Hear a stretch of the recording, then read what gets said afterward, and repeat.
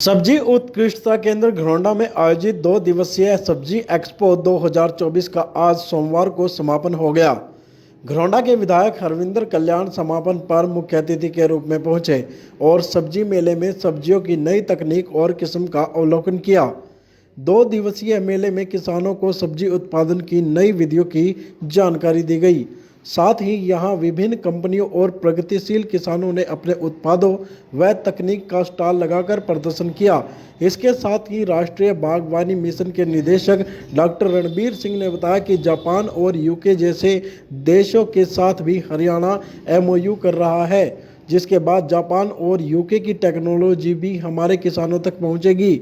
Media से बातचीत में हरविंदर कल्याण ने कहा कि आज किसानों को पानी बचाने की ज़रूरत है, क्योंकि जल स्तर निरंतर घटता जा रहा है। हमें आ रहे बदलावों के साथ खुद को भी बदलना पड़ेगा।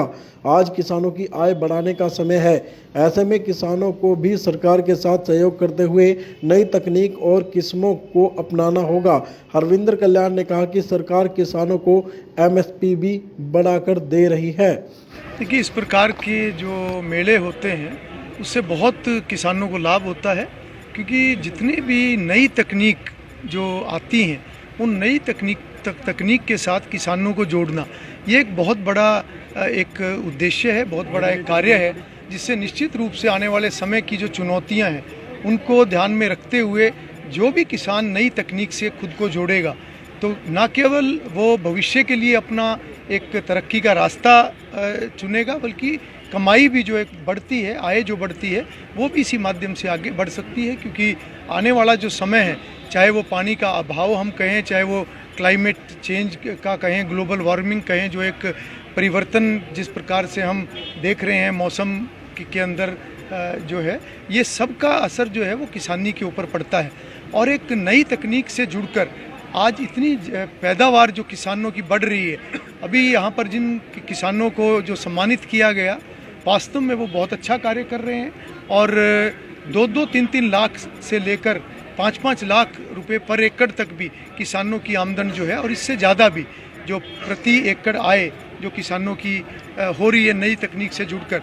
तो मैं समझता हूँ कि इस प्रकार से प्रगतिशील किसान होना सबके लिए ज़रूरी है, और जितने भी जो किसान हैं वो ये प्रयास करें कि जो भी नए तौर तरीके हैं उनको समझने का प्रयास करें। जो सरकार की तरफ से जो ट्रेनिंग दी जाती है वो ट्रेनिंग लें, और आने वाले समय में सही तरीके से ज़मीन का भी की सेहत का भी ध्यान रखने की ज़रूरत है, पानी बचाने की भी ज़रूरत है, और भविष्य को देखते हुए, भविष्य की चुनौतियों को देखते हुए आज आगे बढ़ने की ज़रूरत है। तो मैं समझता हूँ कि ये जो मेला है ये बहुत लाभकारी सभी किसानों के लिए है, और इंडो इजराइल केंद्र जो घरौंडा के अंदर है, ये वास्तव में बहुत अच्छा कार्य यहाँ पर हो रहा है, और हज़ारों की संख्या में किसान पूरे हरियाणा प्रदेश से आकर यहाँ पर उनको लाभ होता है।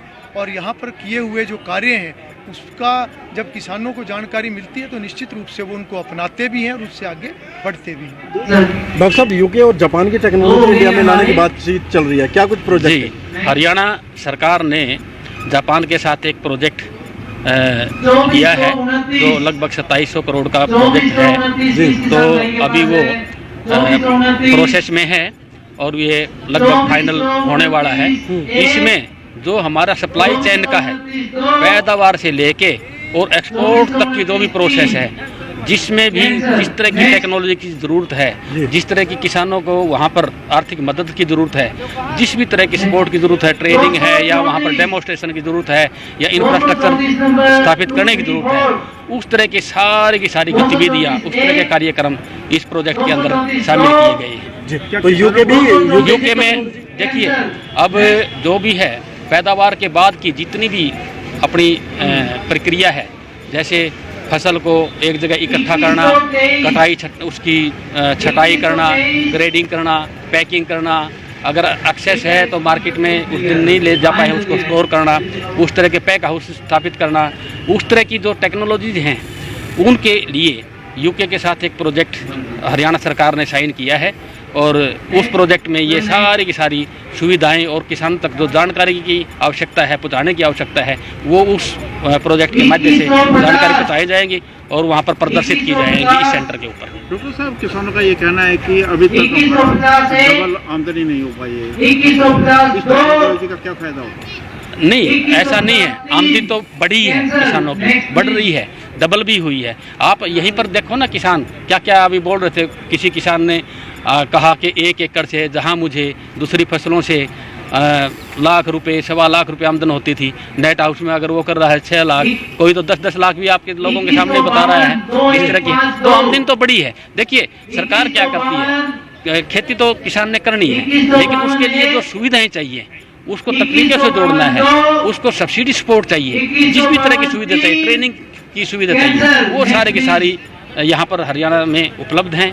भारत सरकार की और हरियाणा सरकार की बहुत ही किसान कल्याणकारी ऐसी योजना चली हुई है, जिनमें मतलब किसी भी ऐसी चीज़ की आवश्यकता है जो किसान को चाहिए वो उसके अंदर उपलब्ध है।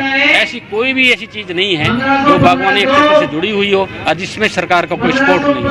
किसी भी तरह की गतिविधि है, हर गतिविधि के ऊपर सरकार का सपोर्ट है। धन्यवाद सर।